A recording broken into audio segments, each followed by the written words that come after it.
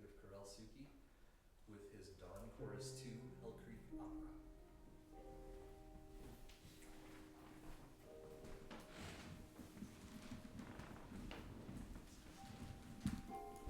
I hope that they do not call me on my phone, right? I put it on. Yesterday I was looking for, what to do. I put it on Do Not Disturb. Is that correct? I don't know. So if somebody calls me, they will be okay. So let's do the opera. Let's call Carol Larsen.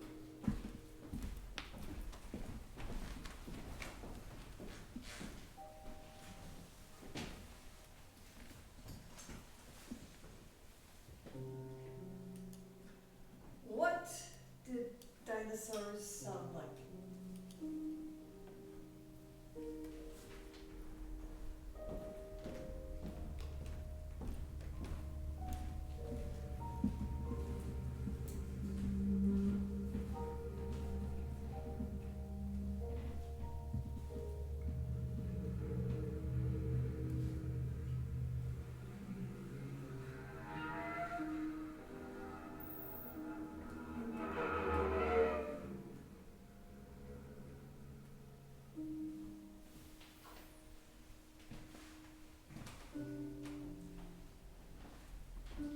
Wilhelm Matthies on his fantastic instrument. I know him for what, 12 years, 14 years, and he's working on it and doing a really great job. What is your version right now? Well, this is the first one of this version. Okay, well, here you have it. But there were 15 of another one and one previous to that. Okay. Dawn chorus, if you want any handout, what will go on, you can have it there. And also in certain part, I can distribute 2 sheets and you can read of them and then I will explain you what will go on. Right? So I would like to call right now Dr. Benjamin Taft to tell us about Dawn chorus.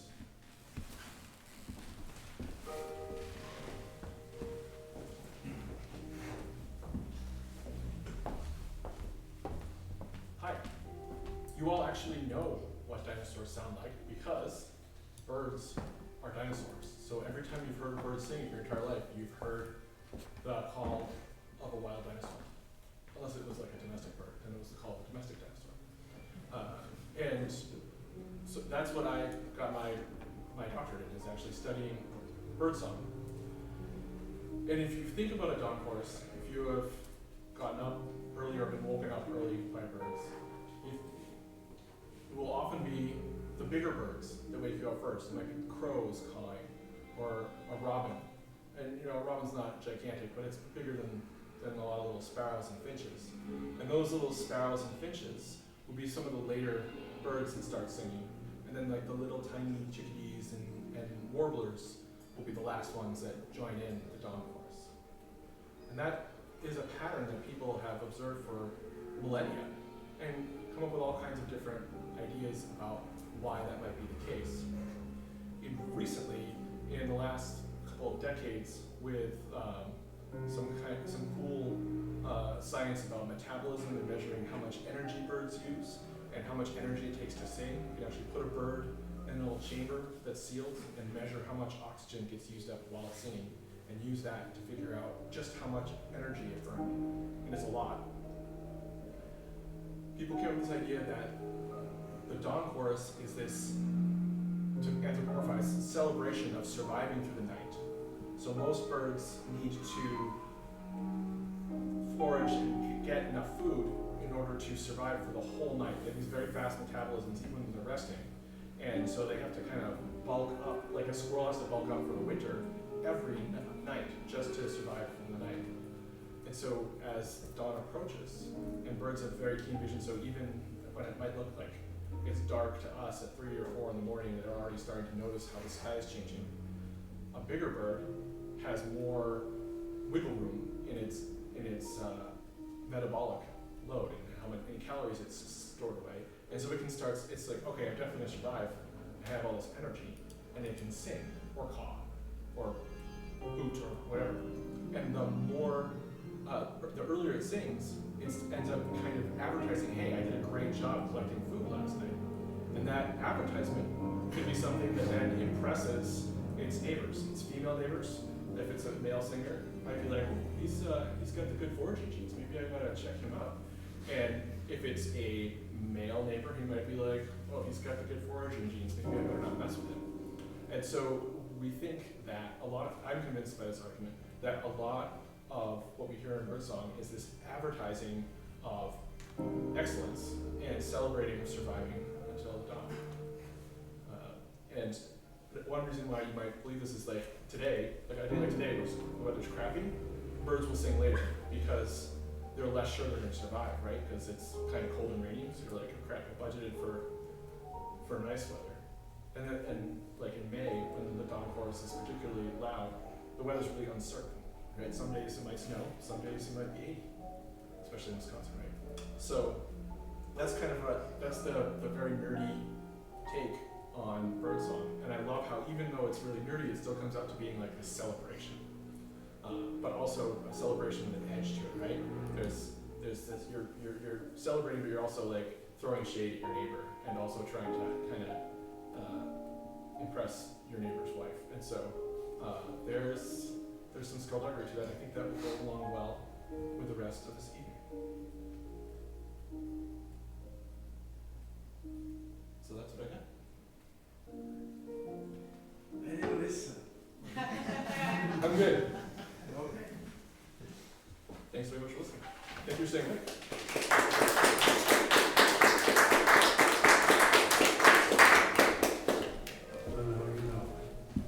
So let me, that was Dr. Benjamin Taft, and let's go another doctor, Dr. Thomas Carr, and he will tell us something completely different. But before he starts, there will be certain part in his presentation which is not too pretty. All right? Some of you maybe know that academy is pretty hard, and if you wish, and it will come to it, you can read one of those notes. If you don't want to, that's okay, but you will find out. Go ahead. I invite you to close your eyes, listen to the music, and imagine a bird. So close your eyes and picture a bird. Most of the anatomy of modern day birds is ancestral. Their four-chambered hearts, two ventricles, two atria, hot blood, and capacity to grunt and hiss arose in the common ancestor of crocodiles and dinosaurs. Birds are archosaurs. Their feathers first arose in the common ancestor of dinosaurs and pterosaurs, the flying reptiles. Birds are ornithodyrans. Their two-legged stance arose in the common ancestor of dinosaurs. Birds are dinosaurians. Their long necks evolved in the common ancestor of sauropods like Diplodocus and meat-eating dinosaurs. Birds are Ceristians. Their three-toed feet and hollow bones arose in the common ancestor of meat-eating dinosaurs. Birds are theropods.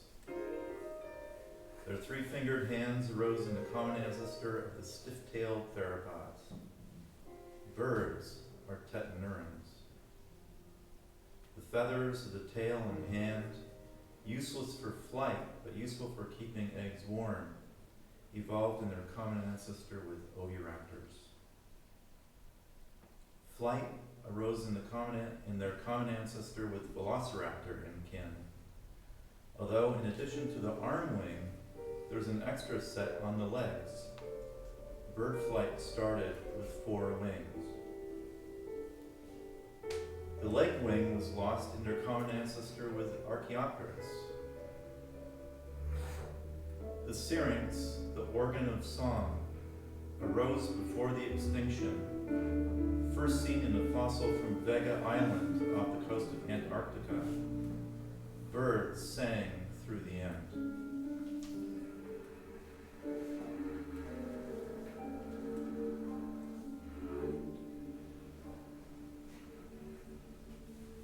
You can open your eyes.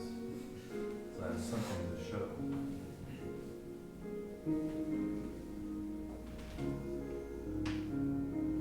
So as you're picturing that asteroid hitting the planet and wiping out 70% of life on Earth, there's a little group of birds that didn't make it. The modern birds did.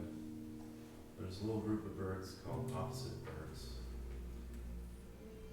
And technically they're called enantiornithines. So, new enantiornithine diversity in the Hell Creek Formation in the functional morphology of the avasaurid tarsiometatarsus. Alexander Clark, Jesse Adderholt, John Scanella, Nathan Carroll, Jane May O'Connor. Abstract. Enantiornithines were the most diverse group of birds during the Cretaceous, comprising over half of all known species from the period. The fossil record and subsequently our knowledge of this clade lineage is heavily skewed by the wealth of material from lower Cretaceous deposits in China. In contrast, specimens from upper Cretaceous deposits are rare and typically fragmentary, yet critical for understanding the extinction of this clade across the KPG boundary. Here we describe 3 new enantiornithines from the Maastrichtian of Hell Creek Formation, 2 of which represent new avasaurid taxa. These materials represent a substantial increase in the known diversity of enantiornithines in the latest Cretaceous. Re-examination of material referred to Avasauridae through the phylogenetic analysis provides strong evidence for a more exclusive Avasauridae consisting of 6 species.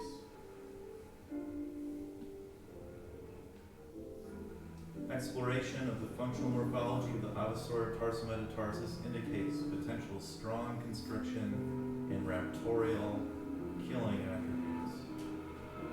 This is a cast of one of the new species that was just handed off to me today. It's called Avasaurus darwini. And my crew, one of my crew, collected this from the Hell Creek a few years ago. And I'll hand it to you and you can pass it along. This is a foot bone. So it's basically the sole of the foot plus a bit of ankle. And it's a plastic cast. So even though it's plastic, please don't drop it.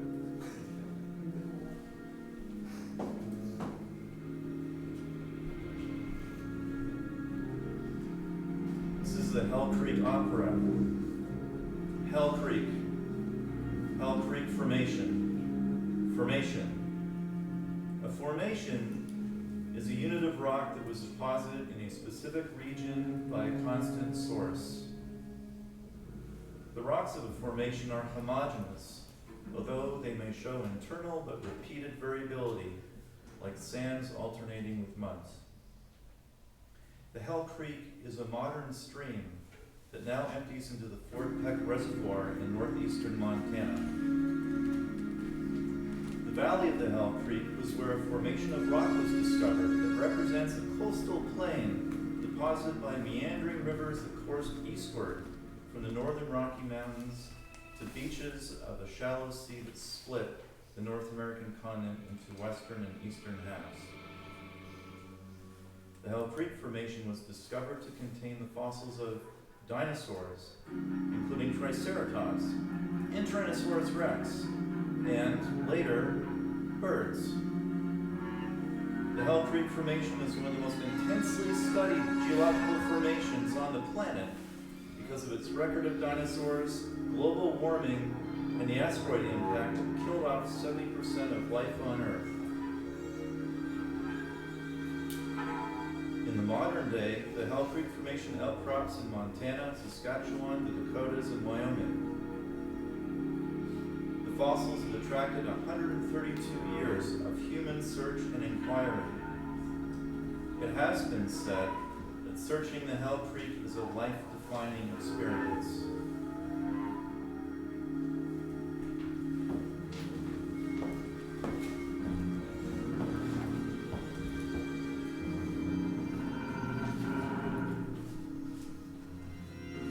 searching Owl Creek for fossils. There's savage beauty, and we beg you for our past. Would you offer up with a fist that could crush diamonds?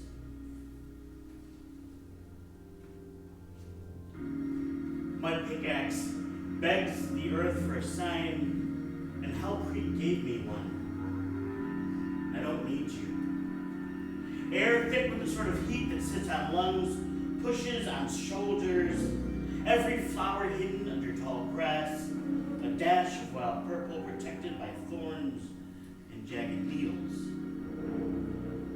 We crawl across hills, naked in the winds, telling stories with every strip of stone, keen eyes, finding the crawl of lizards, hear the snaps of bugs whose grandparents whisper to Methuselah, sun hugging tightly till dirt kicks into the air, dust, a cloud entirely too heavy to ever fly away.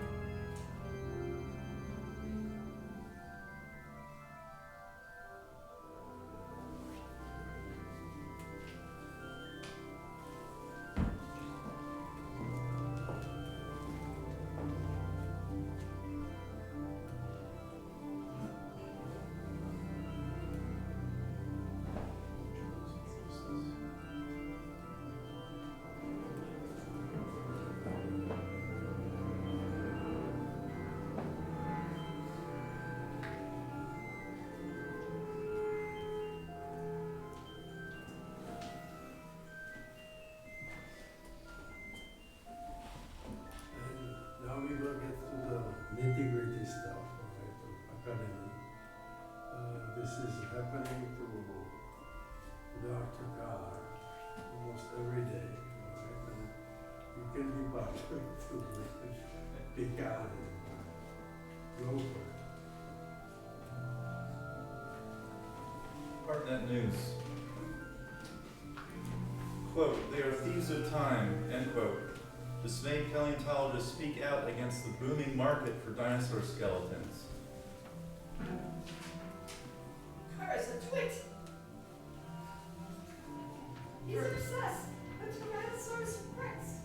Well, beyond the actual scientific importance of these specimens. Quote, "Dinosaurs are becoming a commodity traded on the global market, a luxury item affordable only to the wealthiest people. Little different than fine art or classic cars or old bottles of whiskey," end quote. Steve Rosati, an American paleontologist who works for the University of Edinburgh, told the Daily Mail. Don't take his position as representative among paleontologists. Carr is just exacerbating the situation by spinning this smart while creating free advertising every time a dinosaur hits the auction block. He just gets interviewed because he gives good quotes whenever there's an auction. Quote, "They're little more than toys for the rich," end quote, he went on. Quote, "If an oligarch buys a dinosaur skeleton and puts it in the foyer of one of his mansions, then it's effectively lost to science. Gone, a ghost," end quote. He does not. He's a marginal figure. Let's not overstate Carr's contribution to the next generation of scientists. Most paleontologists I know consider him to be pretty ridiculous, honestly. Another paleontologist, Thomas Carr from Wisconsin's Carthage College, compared dinosaur auctions to, quote, "the last copy of a book being thrown into the fire," end quote. He added, quote, "When the skeleton was purchased by a private collector, it no longer exists to scientists anymore," end quote. Carr is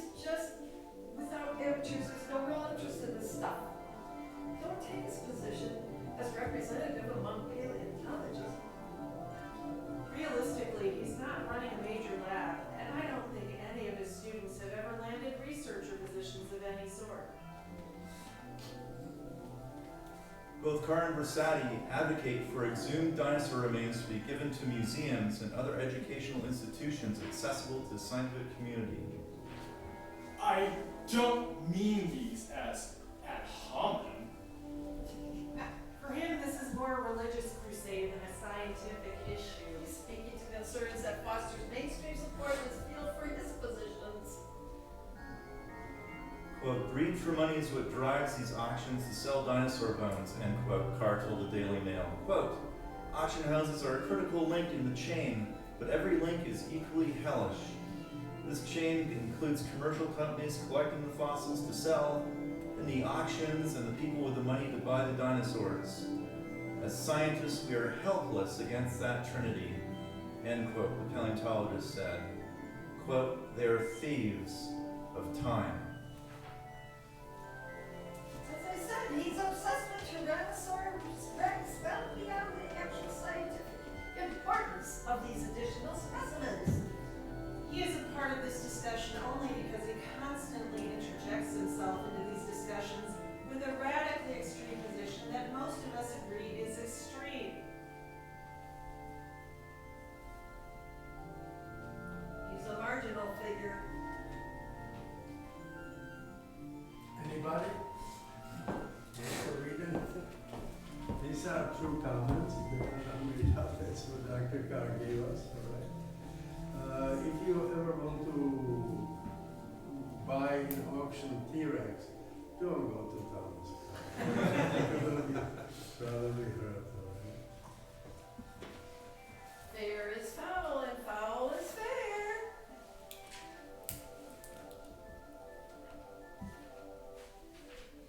Ready?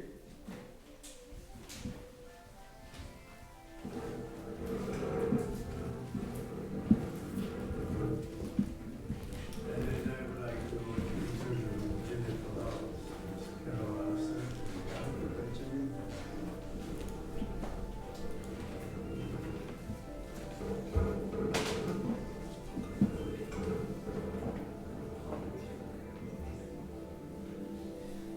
Yeah, go ahead. We're the three witches. Don't we look witchy? Bewitching. We will be calling upon the spirits from Macbeth. Thrice the brindled cat hath mewed. Thrice and once the hedge pig whined. Harp your cries, 'tis time, 'tis time. Round about the cauldron go. In position pleasant entrails throw. Toad that under cold stone days and nights has striven. Sweltered venom, sleeping gut. Boiled out first in a charmed pot. Double, double, toil and trouble. Fire burn and cauldron bubble. Fillet of a fenny snake in the cauldron, boil and bake. Eye of newt and toe of frog, wool of bat and tongue of dog. Adder's fork and blindworm's sting, and lizard's leg and howlet's wing. For a charm of powerful trouble, like a hell broth boil and bubble. Double, double, toil and trouble. Fire burn and cauldron bubble. Scale of dragon, tooth of wolf, witch's mummy, maw and gulf. Of the raven, salt sea shark, root of hemlock, dipped in the dark. Liver of our evil brew, gall of goat and slips of yew. Silvered in the moon's eclipse, nose of skunk and monkey's lips. Finger of birth-strangled babe, ditch delivered by a drab. Make the gruel thicken slab, add thereto a tiger chaudron for the ingredients of our cauldron. Double, double, toil and trouble, fire burn and cauldron bubble. Cool it with a baboon's blood, then the charm is firm and good.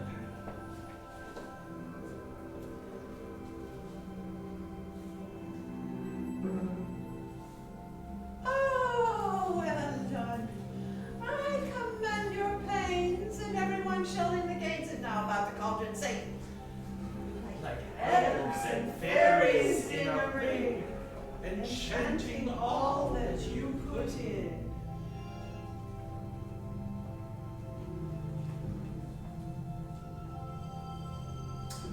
By the pricking of my thumbs, something wicked this way comes.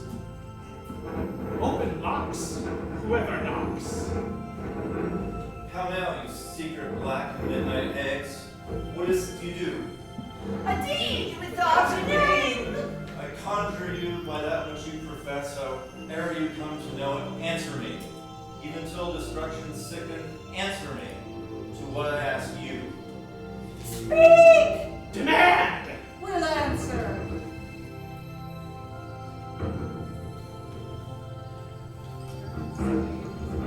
Sorry. Say if thou was rather hear from our mouths or from our masters. Call him, let me see him.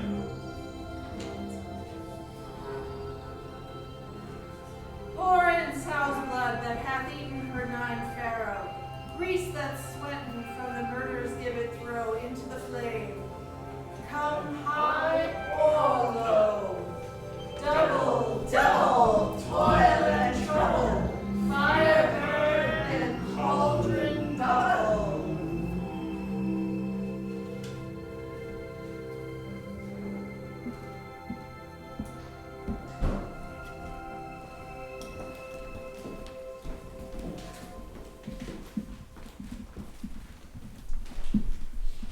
After Shakespearean group, I would like to call on Andrew. He will be presenting some poems and also a little bit thought about evolution in, not even in biology, but in creative process. I wanted to begin with a little bit of musing on the evolution, on art in an evolutionary context.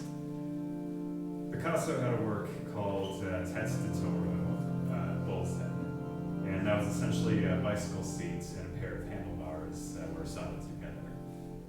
This is often taken along with some other famous examples, such as Duchamp's Fountain, as an example of found object art, or objet trouvé. This has a very, very early precedent in the history of human evolution, and one particular object found in the 1920s is called the Macapangan pebble. This is a reddish-brown jasperite cobble. It's about this big, and it has natural wear patterns that somewhat resemble a human face. The interesting thing about this is it was found in a dolomite cave in the Macapan Valley in South Africa. And it was found in the same context as Australopithecus bones that were roughly 3 million years old. And this specific type of rock does not occur within this cave. The nearest area where it does occur is a few miles away. So this indicates that an Australopithecus probably found this rock and had the capacity to recognize that it had markings that sort of looked like its face and appreciate it for that reason, and hold it in its hand for the miles that it took to walk to get to that cave, and bring it there for no other purpose than appreciation of its beauty. If the definition of objet trouvé is accepted, and if it is seen as a legitimate genre of art, then this could be said to be the first art object produced by hominins, humans and their closest relatives. Now, something that causes a continuous rift that is entirely artificial, in my opinion, between archaeology and paleontology is the fact that they are separated only by what is human and what is not human.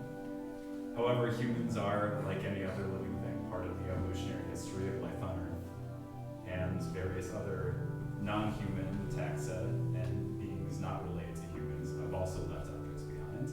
An ichneofossil is a fossil that is not a body fossil, so not the remains of the animal or an impression of the remains of the animal, but rather tracks or in some cases perhaps an object used by that animal. So I just wanted to briefly raise the question, what is an artifact but an ichneofossil, and vice versa? Now, this is not alien to other animals as well, like rodents make burrows, birds build nests, and birds have also been observed using tools such as twigs or sometimes specifically things with a little bit of a hook shape to extract food from tight spots in bark. Are those not artifacts and perhaps even art objects as well? Next, I would like to read the last paragraph from The Origin of Species by Charles Darwin, as requested. It is interesting to contemplate an entangled bank, clothed with many plants of many kinds, with birds singing on the bushes, with various insects flitting about, and with worms crawling through the damp earth, and to reflect that those elaborately constructed forms, so different from each other, and dependent on each other in so complex a manner, have all been produced by laws acting around us.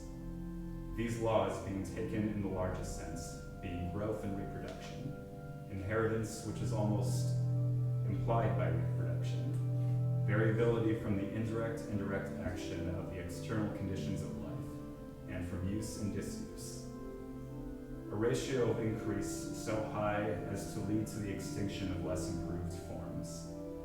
Thus, from the war of nature, from famine and death, the most exalted object which we are capable of conceiving, namely the production of the higher animals, directly follows. There is a grandeur in this view of life, with its several powers, having been originally breathed into new forms or into one, and that, whilst this planet has gone cycling on according to the fixed law of gravity, from so simple a beginning, endless forms, most beautiful and wonderful, have been and are being evolved.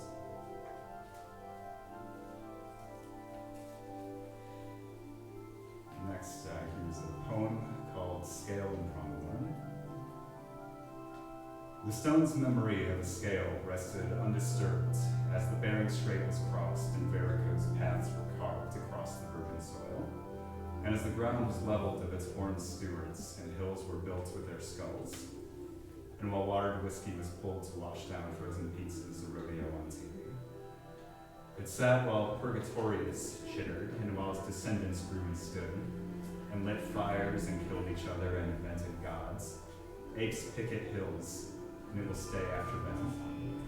A scrap of fish waiting for dead towns to vanish into dust and rusted nails, and for the pronghorns who outrun its pursuer for the final time. Bison has forgotten antiquus priscus latifrons. Horse has forgotten its other toes. Muskox has forgotten the south. Camel has forgotten the west. Lion has forgotten the north. Bird has forgotten when it had teeth. But the scale remembers. Palm tree owls and popcorn mice under salt-stained clouds boot leather skies. Pronghorn sprints but has forgotten why, drunk on Lethe's melted glacial ice. Patience dodges side by sides, head uncrushed, heel unstruck. Blue stars rain down from bands of rust, and gravel sands where rivers ride.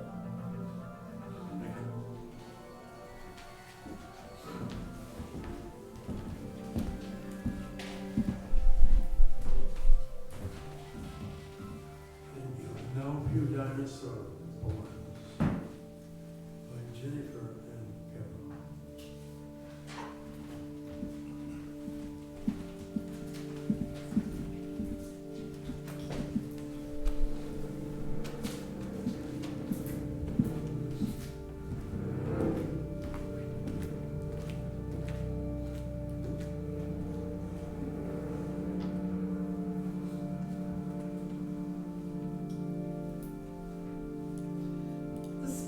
Dinosaur by Jones.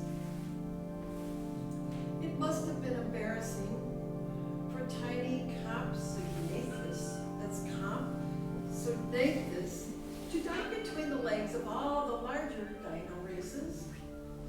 For while his mighty brethren would make your heart beat quicken, poor Compsognathus could only boast the stature of a chicken.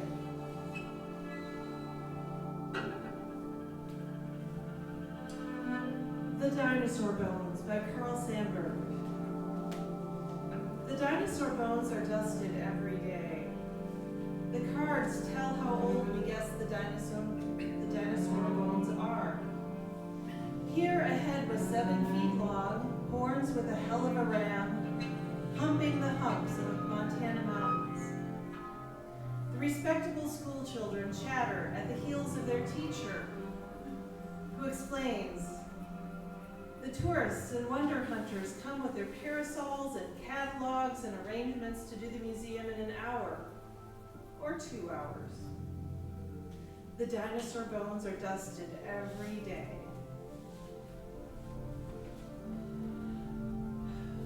The dinosaur is the founder of gas business." An anonymous poem. He found the dinosaurs in geology, those lizard-like animals with heads like giraffes.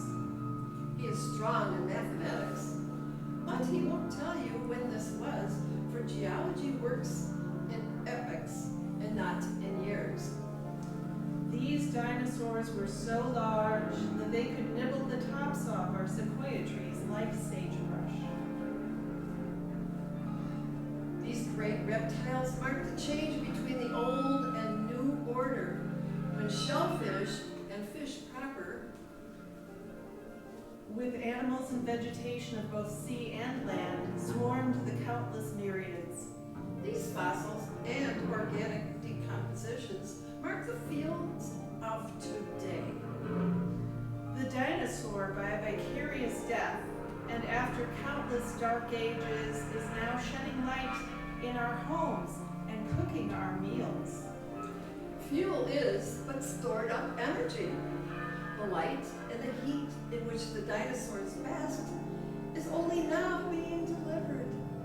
Thus, the dinosaur is the founder of the gas business. It It is a long, wireless transmission. O ancient rulers of the earth, by Walter Whites. O ancient rulers of the earth, O race of mighty warriors, O evolutionary giants, I sing your praise. You were powerful creatures of incredible diversity, elaborate skeletal modifications, numerous adaptations for social interaction, no Facebook though. elevated metabolism. You were formidable foes, savage in battle, unforgiving to your enemies. Even the shadow that remains of you is terrifying. You ruled by strength, by force of will, by blood. You defended your own. You traveled in packs. You built nests. You were predators. Before my people walked this ground, you walked it. Before my people claimed this earth, you did the same. Our land was your land. Our ocean was your ocean. Our sky was your sky. My people follow in your footsteps. We seek to rule the earth by force of will, to feed ourselves on its fruits, to subserviate its needs to our own. We will remake this planet, this world in our image. Your eyes are vacant. Great black holes, empty. A reminder of your fate. I shudder before the husk that remains, the still murmur of your greatness. You've got a lot of teeth, you know. It's kind of intimidating.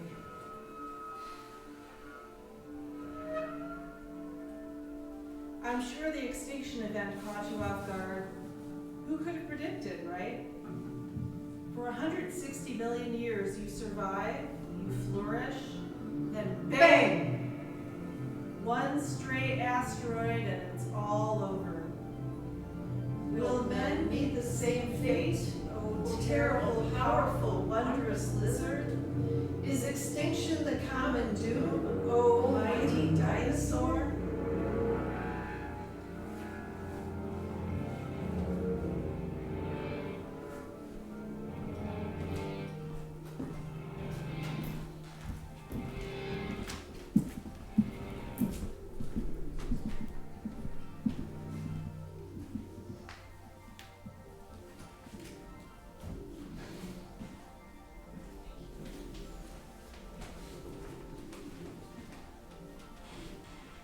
Este Colon, ladies and gentlemen.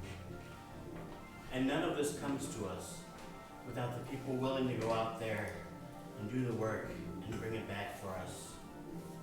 The dust cloud warriors whose swinging pickaxes feed us history. A day in their shoes, before dawn. Close your eyes. Feel the wind on your arm hair, ears perked at the tips, the rattle of noisy wings crackling like electricity for smooth night unions. The darkness almost complete, even when your eyes open. Gaze upwards. Let the same clouds who slinked away from the midday sun, inviting his anger to broil your flesh red, tap dance around primordial light. A million pinpricks reaching your eyes, and your grandfather's eyes, and his grandfather's eyes, and the eyes that now sing to the sun in the sky, and then close them again. Let the tall grass tug on your pants like a million needy children, too small to play with one by one.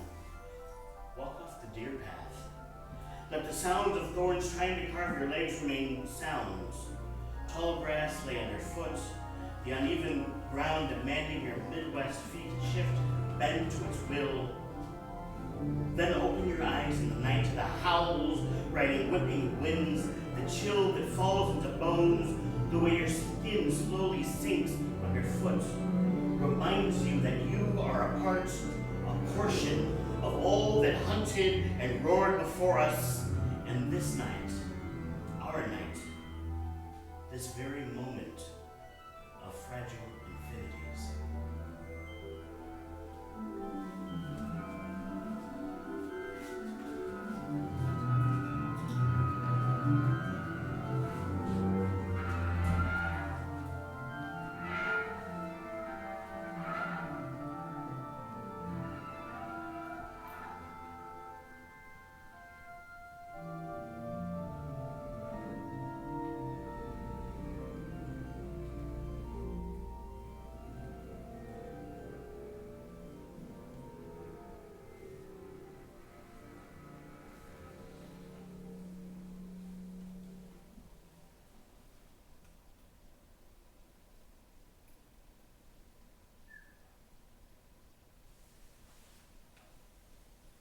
Thank you.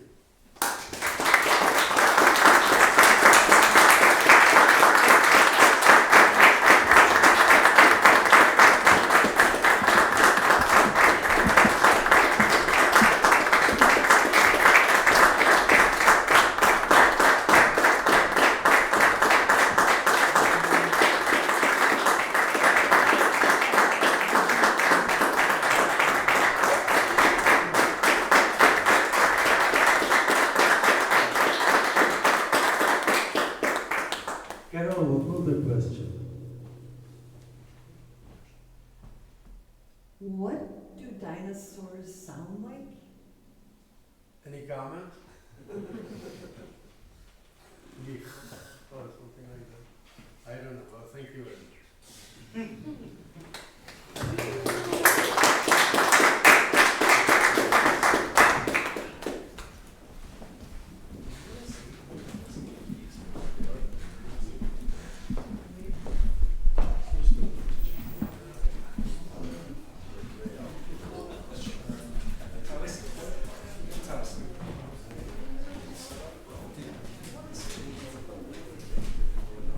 No pressure.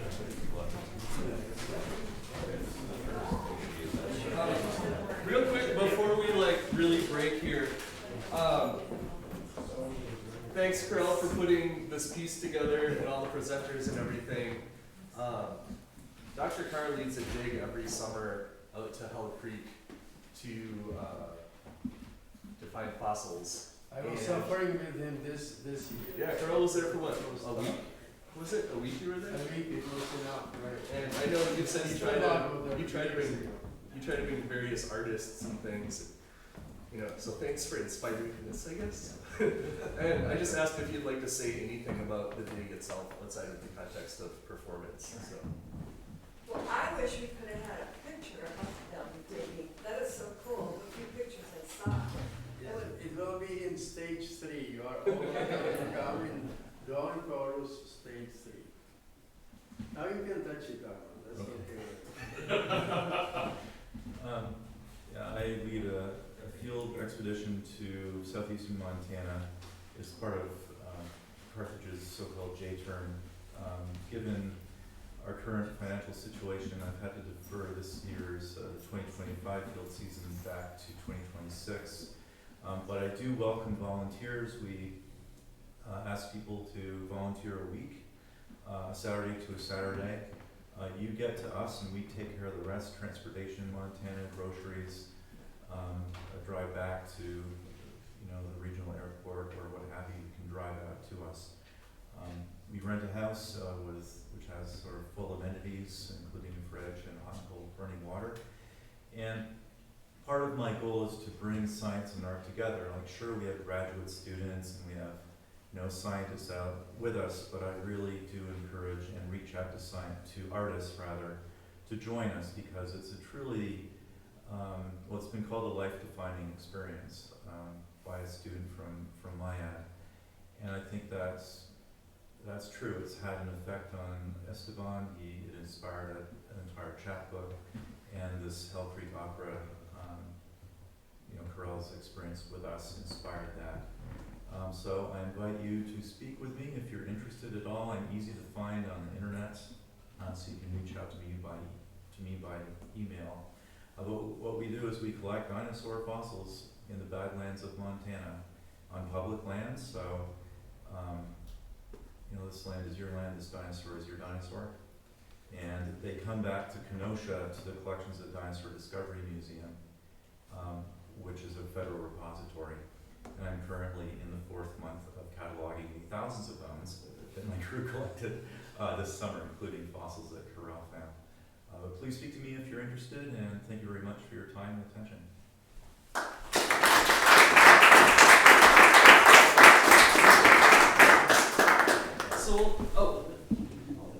If you're a shy sort and you're a little nervous to speak to Dr. Carr, this bookstore does have that chat book, and you can check out the images of one of the tracks.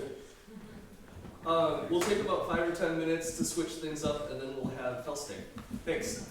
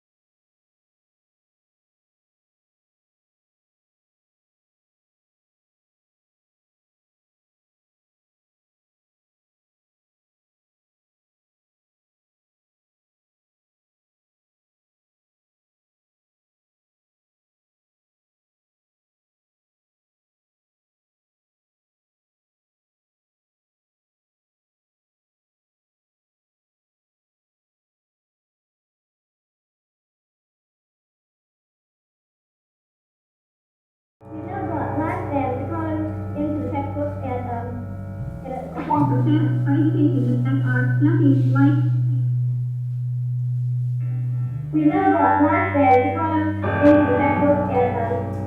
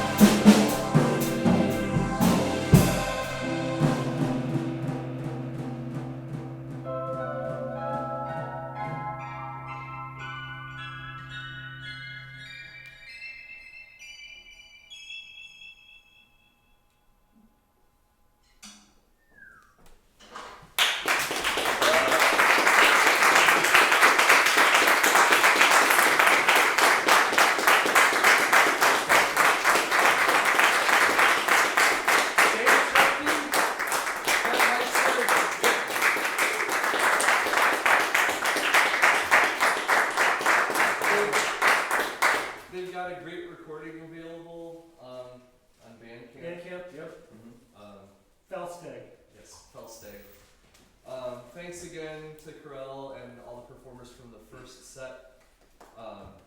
That was great. Nice variety tonight.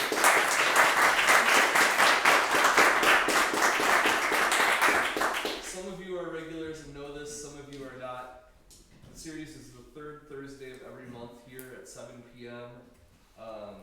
Generally, we have 2 sets of different performances. Occasionally, we have something longer that takes, well, not longer, but that takes the whole 2 sets.